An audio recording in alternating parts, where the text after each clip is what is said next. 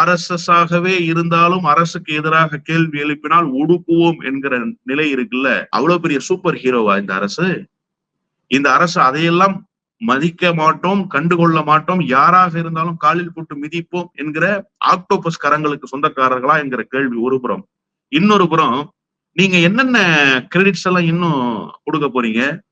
அப்ப RSS காரர் என்று சொல்வதன் மூலமாக என்ன சொல்ல விரும்புறீங்க? எங்காலதான் அவரு, அதனாலதான் ஏன் கேள்வி கேட்டாருன்னு சொல்ல விரும்புறீங்களா?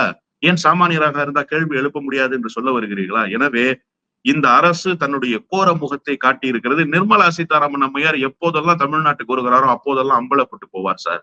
இப்ப இல்ல சார். அந்த அம்மையாரனுடைய கோர முகத்தை இப்ப இல்ல, ஒக்கி புயல் தாண்டவம் ஆடியதல்லவா? கன்னியாகுமரியில் மீனவர்களை சந்தித்து குறை கேட்க போனாங்க. அந்த மீனவர்களிடத்திலேயே நேரடியாக போய் சண்டை இடுவதை போல குழாயடி சண்டை போட்ட பெண்மணி சார் நிர்மலா சீதாராமன் அம்மையார். நான் வருத்தத்தோடு தான் பதிவு செய்கிறேன். மாண்புமிகு அமைச்சர் தான்